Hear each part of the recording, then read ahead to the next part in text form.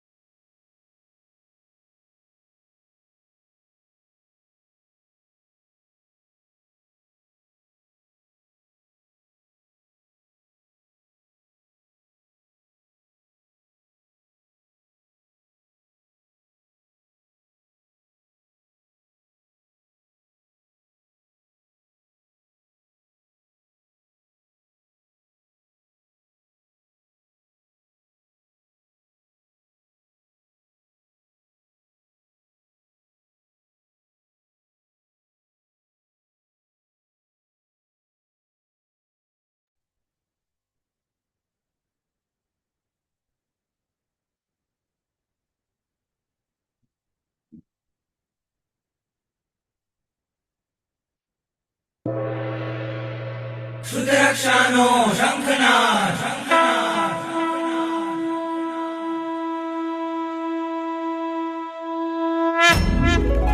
વંદે શુદ્ધ જ્ઞાનમ વંદે શુદ્ધ જ્ઞાનમ વંદે શુદ્ધ शुद्धज्ञानम् वन्दे शुद्धज्ञानम् हो देवादिदेवा करू तारी હું સેવા હો દેવાदिदेवा કરું તારી હું સેવા वन्दे वन्दे वन्दे शुद्धज्ञानम् वन्दे वन्दे वन्दे शुद्धज्ञानम् વંદે વંદે વંદે શુદ્ધ જ્ઞાનમ વંદે વંદે વંદે શુદ્ધ જ્ઞાનમ वन्दे वन्दे वन्दे शुद्धज्ञानम् वन्दे वन्दे वन्दे शुद्धज्ञानम् વંદે શાસનમ शासनम् વંદે શાસનમ शासनम्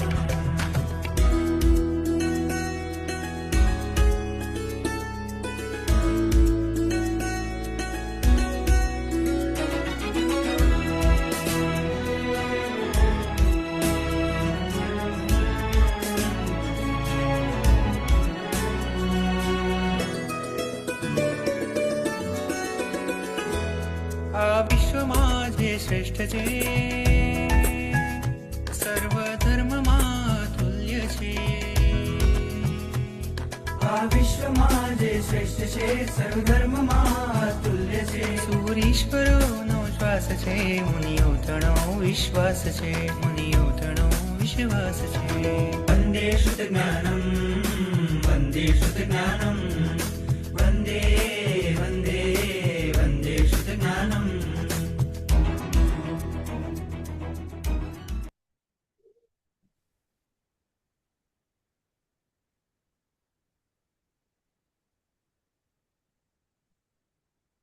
પ્રણામ ગુરુજી, નમો નમો. જી પ્રણામ ગુરુજી, નમો નમો. જી પ્રણામ પ્રણામ સર, નમો નમઃ.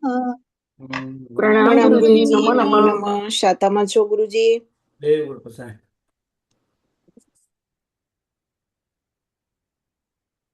દર્શનાવર્ણીય કર્મના જે આપણે ગઈકાલે ગુણસ્થાનક પર સંવેદ ભાંગા એના વિકલ્પો અને અન્ય આચાર્ય ભગવંતના મતે પણ એના વિકલ્પોની વિચારણા કરી. કોઈને કઈ પ્રશ્ન હોય તો પૂછો.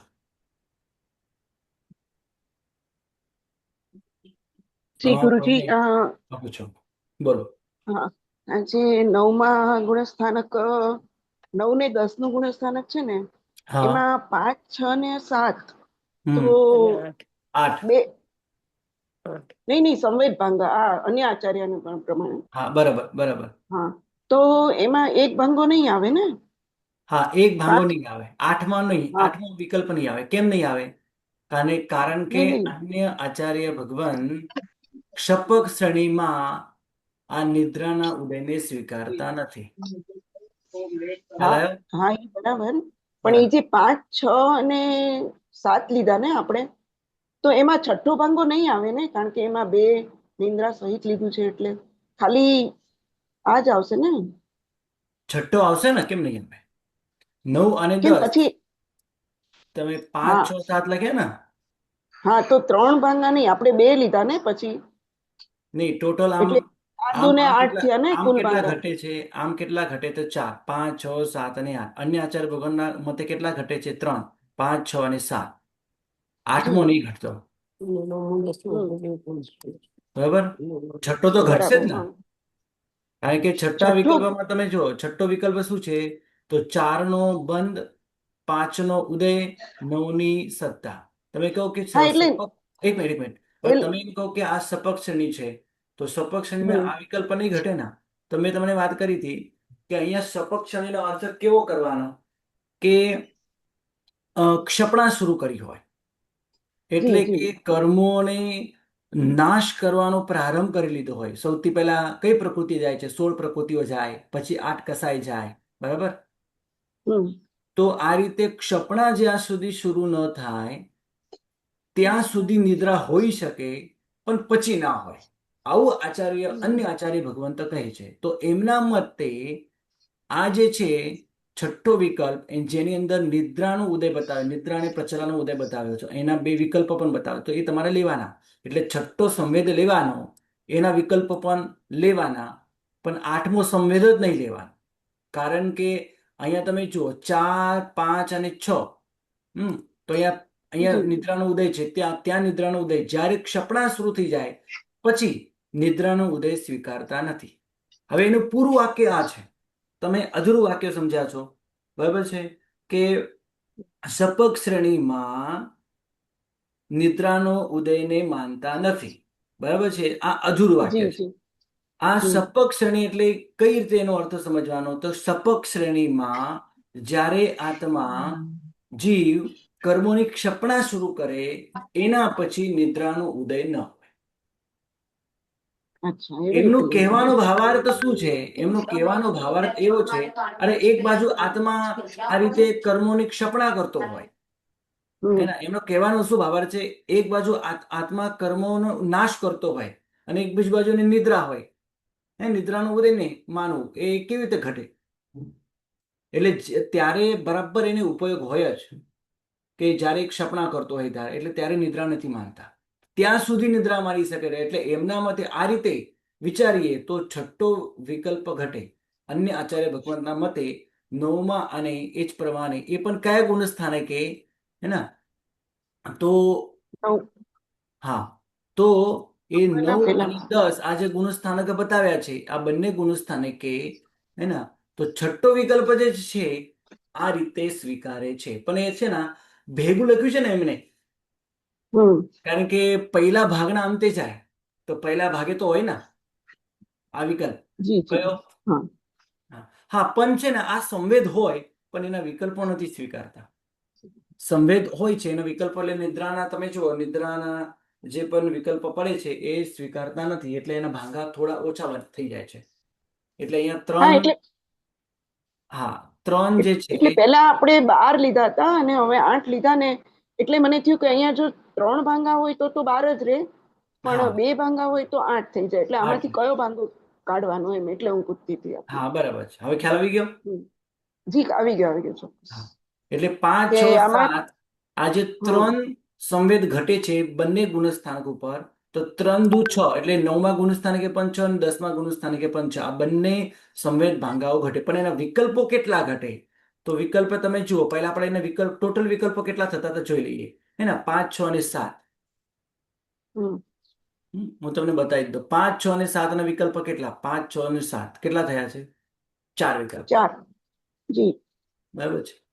તો એને 4 વિકલ્પ હવે કરીએ, એક મિનિટ, હા, 4 વિકલ્પ કરીએ તો 4 એટલે ટોટલ 4 જે છે એ 9મા ગુણસ્થાનકે પણ અને 10મા ગુણસ્થાનકે પણ. તો આ રીતે 8 ઘટે છે, હે ને. હા, એટલે આપણે 4 ગુણ્યા 3 લેતા હતા ને, ગુણસ્થાનક 3 ગણીને. એટલે હવે આપણે 2 ગુણસ્થાનક ગણવાના, એવું. એટલે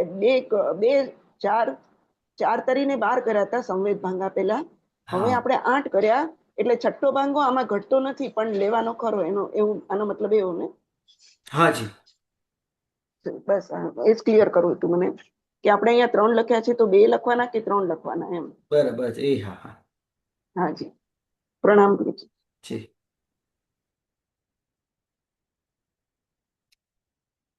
ગુરુજી, હા બોલો. ગુરુજી, આપણે આ ભાંગા કરીએ છીએ, બરાબર છે, પણ એ શેના માટે કરવાના? આપણે ભાંગા આટલા બધા શેના માટે એ લોકો ડિટેલમાં આપણને કર્યું? એટલે દરેક કર્મના આપણે ભાંગા કેમ કરવાના? કેમ કરવાના? આ ભાંગા શા માટે આપણે વિચાર કરવાના? જે આપણે ભણ્યા ના, એ ભણ્યાનું ખૂબ સરસ પુનરાવર્તન થાય અને આ રીતે પણ વિચારી શકાય, એ આપણને ખબર પડે. અચ્છા, બરાબર છે. હા, આ રીતે આપણને ખબર પડે કે જો આ રીતે પણ આ વિચાર જે છે, સંવેદ ભાંગા જે છે, સંવેદ ભાંગા શા માટે વિચાર કરવાનો? તો ખબર પડે કેટલો બંધ કરે, કેટલોનો ઉદય હોય, કેટલાની સત્તા હોય, કેમ સત્તા ના હોય, આ ગુણસ્થાને કે આ સત્તા કેમ ના હોય. અત્યંત સૂક્ષ્મ વિચાર, કારણ કે આ પણ એક પ્રકારનું ધ્યાન જ છે.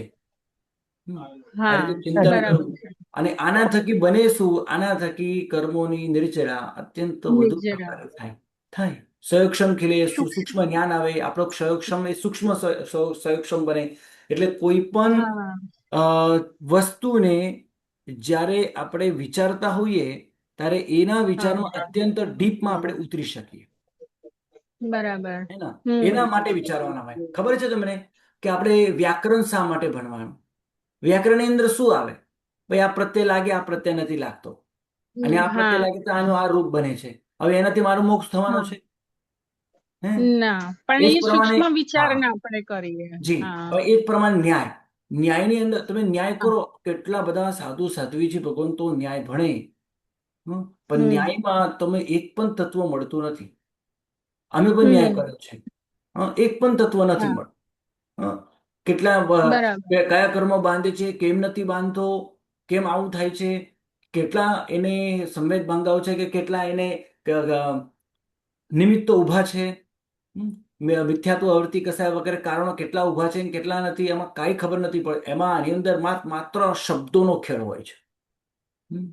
હા અને એના બરાબર. થકી આપણો ક્ષયોક્ષમ અત્યંત તીવ્ર તીવ્ર અતિ તીવ્ર બને.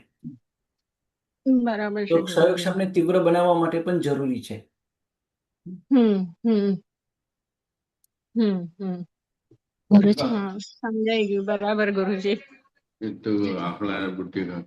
ગુરુજી, હવે માનો કે આ છઠ્ઠો હોત જ નહીં, તો આ રીતે પણ વિચાર થાય છે, આપણને ખબર પડી હોય નહીં. હે ને? જરૂરી છે એના માટે. ચાલો. અને પછી આગળ કોને ગુરુજી આપણો ક્ષયક્ષમ વધતો ચાલે એટલે પછી એનાથી આગળ આપણને જે જ્ઞાન પ્રાપ્ત થયું એ પછી આપણું આચરણમાં આવે એટલે જ્ઞાનસ્ય ફલમ વિરતિ એવી રીતે જ ને ગુરુજી કે વીરતિના પરિણામ પ્રીતિના પર એ તો છે જ. પરિણામ સૂત્ર એ રીતે અધ્યવસાયમાં બી ફરક પડે ને. હા જી. અધ્યવસાયમાં ફરક પડે ક્ષયક્ષમ થાય એટલે આચરણ જ થયું ને એટલે અધ્યવસાય માને હમ એવું જ સમજવાનું ને એવું જ ઘટાડવાનું ને ગુરુજી. હાજી જી. ધન્યવાદ ગુરુજી. ગુરુજી, હમ એક નાનો કન્ફ્યુઝન હજી છે. આ જે નવમા ગુણસ્તાકમાં 5મો, 6ઠ્ઠો, 7મો અને 8મો 5, 6, 7, 8 4 લો છો તો આપને 12 થાય છે, અને 3 લો તો 4. તો જે નીચે છે 9મો અને 10મો ત્યાં 6 નહીં માનતા, તો 4 લો છો, અને જે 6 લો તો એનું 12 કેવી રીતે ઇન્ટુ 2 કર્યું? એટલે કયા સંવેદ ભાંગામાં તમને પ્રશ્ન થયો? આ આજ 9મો અને 9, 10, 10મો છે ને 9, 10 માં ગુરુજી? જ થયો, હે હા ને? આ અન્ય આચાર્ય હા ભગવાનના મતે. હા, અહીંયા 8 અને 12, ખાલી 12 માંથી શું માઇનસ થયું અને 8 માં શું નહીં આવ્યું? હા બરાબર છે. હવે જો અહીંયા 4 છે, 4 સંવેદ ભાંગાઓ છે, એટલે આપણે ત્યાં હમણાં ગણ્યા 4 થયા, બરાબર ને? આ ગણ્યા, હાજી. હા. હવે એમાં પાંચમામાં 1 છે, છઠ્ઠામાં 2 વિકલ્પ છે, અને સાતમામાં 1 વિકલ્પ છે. આ 7માં રીતે 1 છે. જી. હા, તો કેટલા થયા? 4 થયા. હવે 4 જે છે, એ 5મા, 6ઠ્ઠા અને 7મા ત્રણેયના ભેગા થઈને થયા. 5 અને 6 અને 7 એ ત્રણેય વિકલ્પના ભેગા થઈને 4 થયા, રાઈટ?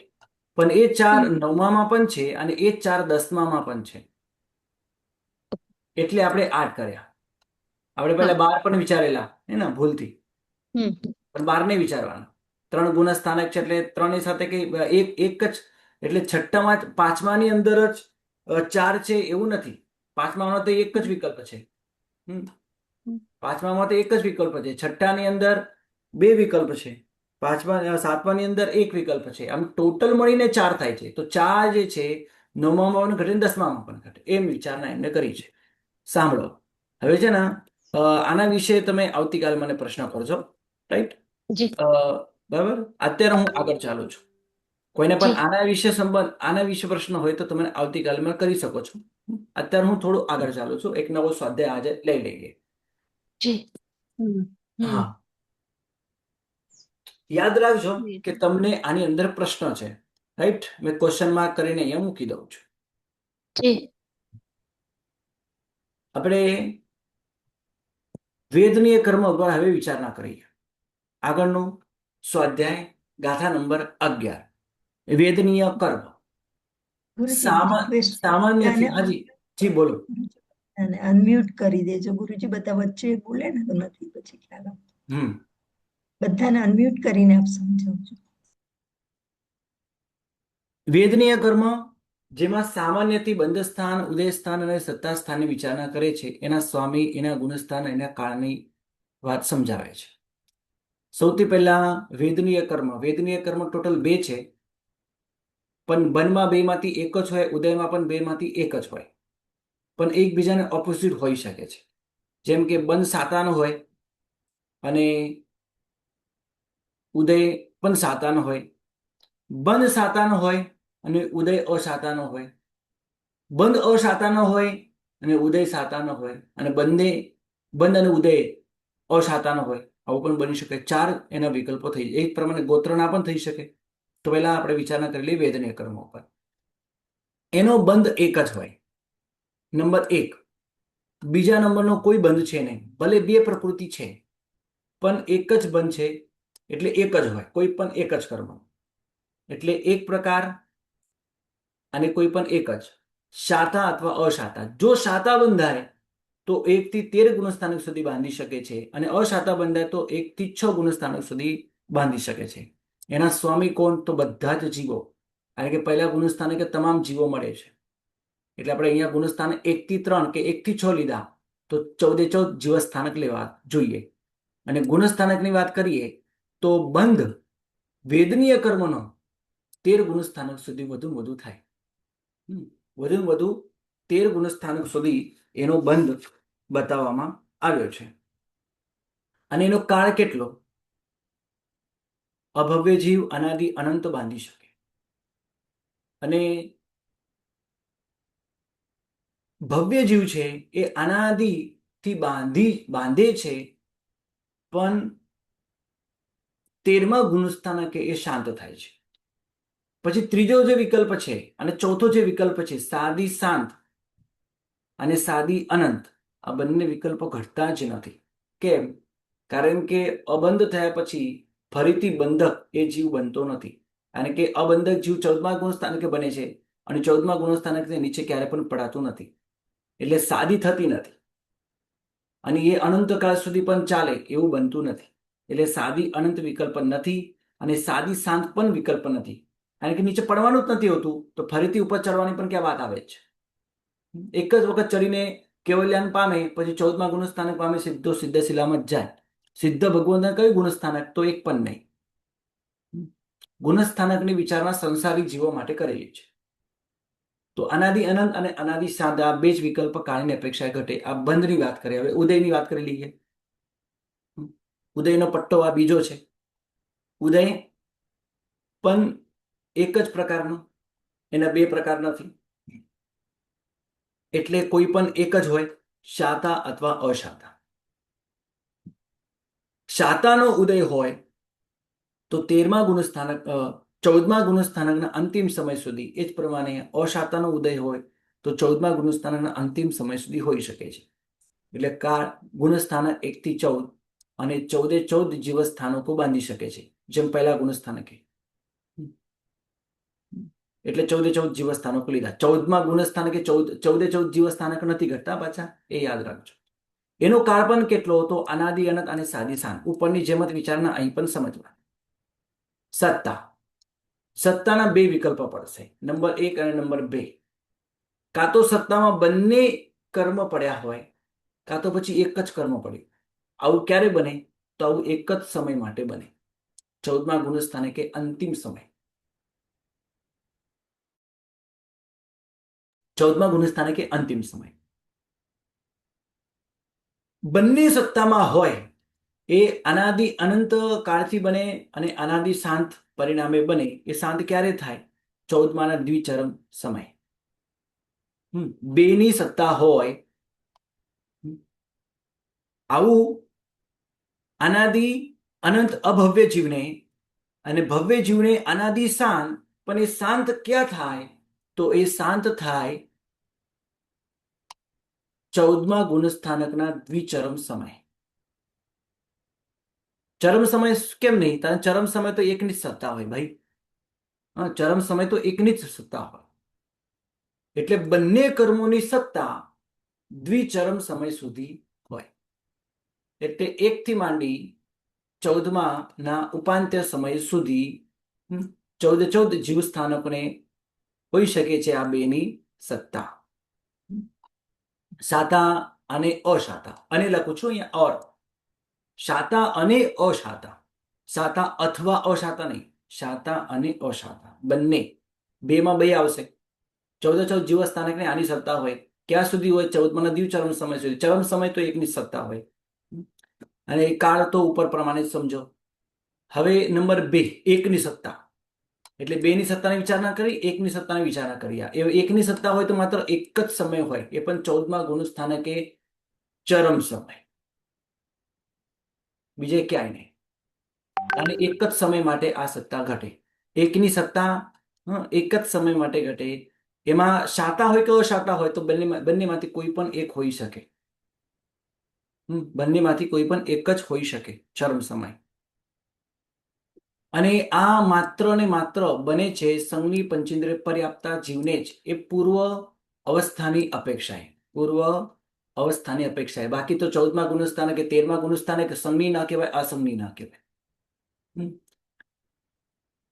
કારણ કે પછી એ પંચેન્દ્રિય જીવ પણ ન કહેવાય એ અપેક્ષાએ વિચારીએ તો, કારણ કે એને 5 ઇન્દ્રિયોનો ઉપયોગ ના હોય. છદ્મસ્થ જીવોને 5 ઇન્દ્રિયનો ઉપયોગ હોય અને એના થકી એને જ્ઞાન હોય. કેવલ જ્ઞાની ભગવાનને 5 ઇન્દ્રિયનો ઉપયોગ ના હોય, એમને સ્પષ્ટ બધું દેખાતું જ હોય. અને એ પર્યાપ્તતા અને અપર્યાપ્તતા પણ ન કહેવાય, કહેવાની કોઈ જરૂરત જ નથી.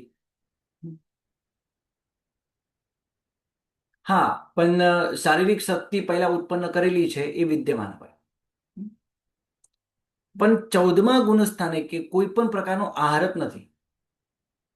એટલે આહાર પર્યાપ્તિ નહીં, શરીર પર્યાપ્તિ, શરીર સાથે સંબંધ તૂટી ગયો છે, ઇન્દ્રિય સાથે સંબંધ તૂટી ગયો છે.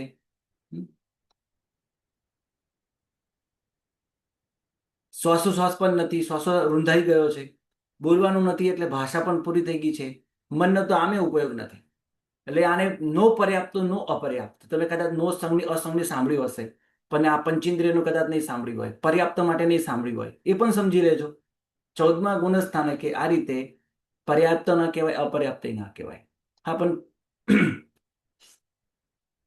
પર્યાપ્તિ નથી, એનો ઉપયોગ પણ નથી, તો જીવનું આ જે વિશેષણ છે પર્યાપ્ત અપર્યાપ્ત, એની પણ કોઈ જરૂર નથી. બરાબર? બાકી પર્યાપ્ત કોને કહેવાય? પર્યાપ્તિ પૂર્ણ કરનાર પર્યાપ્ત કહેવાય. તો 14મા ગુણ સ્થાનકે જીવ ચરમ સમય શું પર્યાપ્ત કહેવાય? 14મા ગુણ સ્થાનકે ના આહાર છે, ના શરીર છે. હા, શક્તિ તો અનંત અંતરાય કર્મ તૂટી ગયું છે, અનંત શક્તિ પ્રગટ થઈ ગઈ છે. અહીંયા પર્યાપ્ત પર્યાપ્તની ક્યાં જરૂર છે? નથી. નો પર્યાપ્ત, નો અપર્યાપ્ત, નો સંઘની, નો અસંઘની, નો પંચેન્દ્રિય, નો અપંચેન્દ્રિય. છતાં પણ આપણે પૂર્વ અવસ્થાની અપેક્ષાએ સંઘની પંચેન્દ્રિય પર્યાપ્ત જીવ ત્યાં સુધી પહોંચી શકે છે, માટે આપણે એને અહીંયા લીધો છે. એક પણ જીવ ન લઈએ તો પણ ન ચાલે. તો જીવ 14મા સમય કયો જીવ હોય, આવો પ્રશ્ન થાય, હે ને? એટલા માટે સંઘની પંચેન્દ્રિય પર્યાપ્ત જીવ આપણે અહીંયા લીધો છે.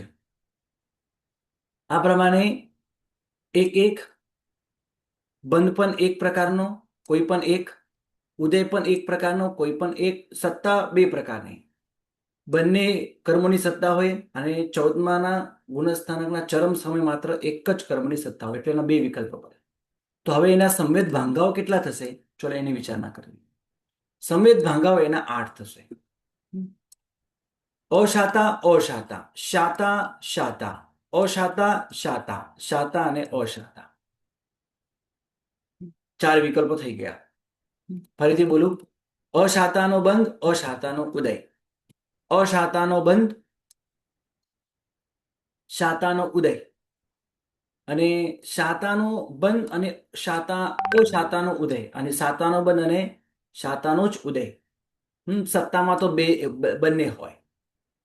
એ તો 14મા દ્વિચરમ સમય સુધી આ રીતે બંનેની સત્તા રહેવાની છે. ત્યાં તો બહુ વિચારવાનું હોતું જ નથી. એના પછીના 4 વિકલ્પ જે છે એ માત્ર 14મા ગુણસ્થાનકે જ હોય. કેવી રીતે? આ જે ગુણસ્થાન, આજે પહેલા બે જે છે 1 થી 6 ગુણસ્થાનક સુધી હોય, અને ત્રીજો ચોથો વિકલ્પ છે એ 13 ગુણસ્થાનક સુધી હોય. કેવી રીતે? ચલો આપણે એક એક બધાની વિચારણા કરતા જઈએ. અશાતા અને અશાતા બંધ પણ અશાતાનો ઉદય પણ અશાતાનો સત્તાના પદ બંને હોય તો 14 ગુણસ્થાનકે આવું ઘટે અને 1 થી 6 ગુણસ્થાનક સુધી આવું ઘટે છે. કારણ કે શાતાનો બંધ 6ઠ્ઠા ગુણસ્થાનક સુધી હોઈ શકે. તો 6 કેમ ઘટે છે? કારણ કે બંધ 6 ગુણસ્થાનક સુધી હોય છે. ઉત્કૃષ્ટથી અંતર્મૃત અને જગન્યથી એક સમય. હવે કદાચ તમે પેલો નિયમ અહીંયા લાવો, ભાઈ ત્યાં તો નિદ્રાનો ઉદય માનતા હતા આપણે, નિદ્રાનો ઉદય આપણે ત્યાં માનતા હતા, તો નિદ્રા તરત ચેન્જ થાય તો એક સમય ઘટતો હતો. હવે અહીંયા એક સમય કેવી રીતે ઘટે? હા, અહીંયા ઉપસમસણી સપક્ષણી પણ નથી, તો અહીંયા એક સમય કેવી રીતે ઘટે? આ પરાવર્તમાન પ્રકૃતિ છે. પહેલા સમય સાતા તો બીજા સમય અસાતા બાંધી શકે છે. એટલે નિરંતર સમય, નિરંતર બંધ આ વેદનીય કર્મની અંદર એક સમયનો થઈ શકે છે. પહેલા સમય બંધાય બીજા સમય ન બંધાય આવું બની શકે. પહેલા સમય શાતા બંધાય તો બીજા સમય અશાતા બંધાય આવું થઈ શકે. એટલા માટે અહીંયા એક સમય જગન્યથી ઉત્કૃષ્ટથી અંતર્મુખ સુધી, એટલે સતત નિરંતર બંધ થાય, હે ને, સતત નિરંતર બંધ થાય તો એક સમય સુધી ઉત્કૃષ્ટ વધુમાં વધુ અંતર્મુખ સુધી થાય. કારણ કે આ પરાવર્તમાન પ્રકૃતિ છે, એટલે પરાવર્તન ભાવે જ્યારે પણ અપ્રમત્ત અવસ્થા આવે ત્યારે તરત જ એક સમય માટે પણ અશાતા બંધાય જાય. એટલે ઉત્કૃષ્ટથી અંતર્મુહૂર્ત જગન્યથી એક સમય.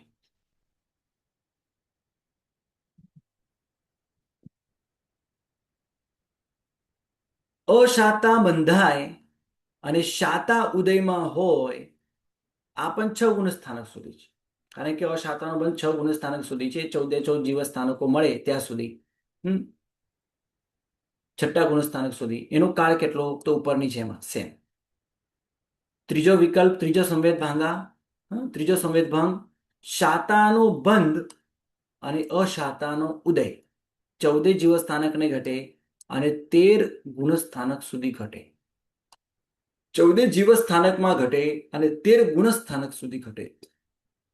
કારણ કે શાતાનો બંધ 13મા ગુણસ્થાનક સુધી હોય. એટલે આ જે સંવેદ છે એક એટલે એક શાતા બંધાય અને અશાતાનો ઉદય 13મા ગુણસ્થાનક સુધી આ હોઈ શકે છે. હવે ઉત્કૃષ્ટતાનો કાળ કેટલો? તો અંતર્મુહૂર્ત. અને જગન્યથી એનો કાળ કેટલો? તો એક સમય. પ્રશ્ન તો છેલ્લે પૂછજો. આગળ કહે છે કે શાતાનો ઉદય અને શાતાનો બંધ, શાતાનો બંધ અને શાતાનો ઉદય અને બેની સત્તા 14 ગુણસ્થાનક માટે ઘટે અને આ રીતે 13 ગુણસ્થાનક સુધી આ સંવેદ હોઈ શકે છે. આ સંવેદ 13 ગુણસ્થાનક સુધી હોઈ શકે છે.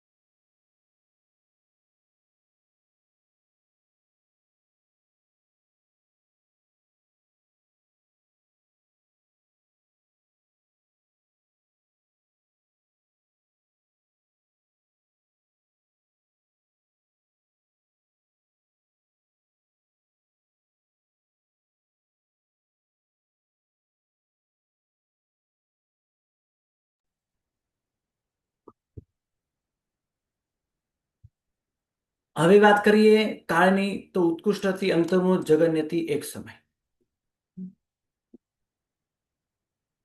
હવે નીચેના જે 4 વિકલ્પ જે છે, 4 સંવેદ જે છે, તમે પહેલા ઉપરની જોઈ શકો છો. તો ઉપરના 4 જે 14 જીવ સ્થાનકમાં ઘટે, તો નીચેના 4 માત્ર સંગની પંચેન્દ્ર પર્યાપ્ત જીવને જ ઘટે. આ બાજુ તમે જુઓ તો 1 થી 6 ગુણસ્થાનક સુધી આ બંને 1 થી 13 ગુણસ્થાનક સુધી, કારણ કે શાતાનો બંધ 13મા ગુણસ્થાનક સુધી થઈ શકે છે. અને કાળ પણ બધાનું સરખું, પણ નીચે એવું નથી. નીચે થોડો ફરક છે. નીચેના જે 4 છે એ સંઘની પંચેન્દ્રિય પર્યાપ્ત જીવને જ હોય, અને આ માત્ર 14મા ગુણસ્થાનકે જ હોય. પણ એમાં દ્વિચરમ સમય સુધી 5મો છઠ્ઠો અને ચરમ સમયે 6ઠ્ઠો 7મો. હવે એનો કાળની વિચારણા કરીએ. એના પહેલા આપણે વિચારણા કરી લઈએ કે 14મા ગુણસ્થાનકે બંધ બિલકુલ હોતો નથી, એટલે 0. હા, ઉદયમાં તરતમતા હોઈ શકે છે. કેવી રીતે?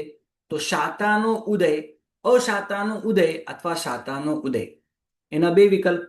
અને એમાં પણ બંનેની સત્તા. અશાતાનો ઉદય હોય અને સાતા બંનેની હોય, શાતાનો ઉદય હોય અને સત્તા બંનેની હોય. સંઘની પંચેન્દ્રિય જીવ જ. આ દ્વિચરમ સમય, આ પણ દ્વિચરમ સમય સુધી.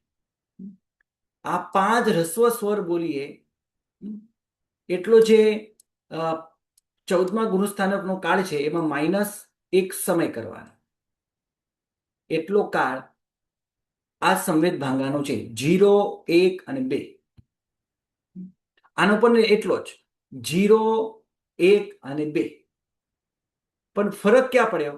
અહીંયા અશાતાનો ઉદય છે, અહીંયા અશાતાનો ઉદય છે અને અહીંયા શાતાનો ઉદય છે.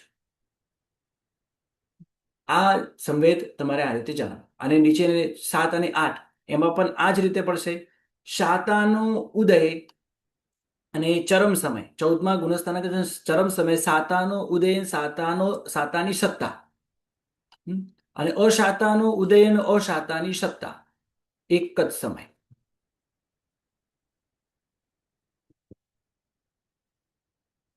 આ પ્રમાણે વેદનીય કર્મના આ સંવેદ ભાંગાઓ થયા. આની વિચારણા હવે એના પછીના બંને જીવસ્થાનક અને ગુણસ્થાનક ઉપર 2 રીતે કરેલી છે. પહેલા 13 જીવસ્થાનક પર વિચારણા કરી, એમાં કોઈ મતાંતર નથી, એટલે ત્રીજો કોઈ ટેબલ નથી. 13 જીવસ્થાનક પર 1 થી 4 સંવેદ ભાંગાઓ ઘટે, અને સંઘની પંચેન્દ્રિય પર્યાપ્તમાં તો સર્વ સંવેદ ભાંગાઓ ઘટે. તો આપણે 1 થી 4 13 જીવસ્થાનકમાં ઘટે, તો ટોટલ 4 સંવેદ થયા. અને 13 સાથે એનો ગુણાકાર કરીએ તો દરેકમાં 4 4 4 4 છે, તો 52 થાય. અને આ બાજુ એક સંઘની પંચેન્દ્રિયમાં સર્વ છે સંવેદ, એટલે ટોટલ 8 થયા. પણ 8 ગુણ્યા 1 કરીએ તો 8 જ થાય. તો 60 ટોટલ સંવેદ ભાંગાઓ થયા વેદનીય કર્મના જીવસ્થાનક. ગુણસ્થાનકની વિચારણા કરીએ તો 14 ગુણસ્થાનક પર સંવેદ ભાંગની વિચારણા પહેલા 14 ગુણસ્થાનક લખી. 1 થી 6 ગુણસ્થાનકમાં 1 થી 4 સંવેદ ઘટે, ટોટલ 4 થયા. તો ગુણસ્થાનક 6 છે, તો 4 ગુણ્યા 6 કરીએ તો 24 થશે. 7, 8, 9, 10, 11, 12 અને 13 આ ગુણસ્થાનક પર ત્રીજો અને ચોથો આ 2 જ વિકલ્પ ઘટે, કારણ કે સાતાનો જ બંધ હોય, ત્યાં સાતાનો જ બંધ હોય. અને ત્યાં બંને વિકલ્પ સાતાનો કે અશાતાનો બંનેનો ઉદય હોઈ શકે છે, જે આપણે પહેલા જોયું. ફરીથી એક વખત બતાવો. ત્રીજો અને ચોથો વિકલ્પ, ત્રીજો અને ચોથો વિકલ્પ બંધ તો સાતાનો જ હોય, અને ઉદય સાતા અને અશાતા, સાતા અને અશાતા બંનેનો હોઈ શકે. સત્તામાં તો પણ બંને જ હોય. આ રીતે ત્રીજો અને ચોથો વિકલ્પ ઘટે. એ 6, 7, 8, 9, 10, 11, 12, 13 7 ગુણસ્થાનકમાં ટોટલ ઘટે. તો 2 ગુણ્યા 7 કરો તો 14 થાય. અને 14મા ગુણસ્થાનકે 5મો, 6ઠ્ઠો, 7મો અને 8મો 4 વિકલ્પ ઘટે, અને એના ભંગ થાય તે 4. 14મા ગુણસ્થાનકે આ 4 સંવેદ ભાંગાઓ ઘટે, અને એના વિકલ્પ કેટલા છે? અહીંયા ભંગ 4 બતાવ્યા છે, ટોટલ 4. કયા 4? તો 5, 6, 7, 8 ટોટલ 4. તો 4 ગુણ્યા 1 કરો, કારણ કે 14મું 1 જ છે, એટલે એના 4 જ વિકલ્પ થશે. ટોટલ 24, 14 અને 4. તો ગુણસ્થાનક વિશે વિચારણા કરીએ તો 42 થાય. જીવસ્થાનક ઉપર વિચારણા કરીએ તો 60 થાય. આ જ રીતે 62 માર્ગના ઉપર પણ વિચારણા કરેલી છે, પણ અત્યારે આપણે એની ચર્ચા નથી કરતા. બરાબર છે. કોઈને કાંઈ પ્રશ્ન હોય તો તમે આવતીકાલે પૂછી શકો છો. આજે આપણે વેદનીય કર્મ ઉપર સંવેદ ભાંગા અને એ સંવેદ ભાંગાની વિચારના 14 જીવસ્થાનક પર ગુણસ્થાનક પર કરી અને એના કાળની પણ વાત કરી. તો કાળમાં કોઈને પ્રશ્ન હોય તો તમે આવતીકાલે પૂછી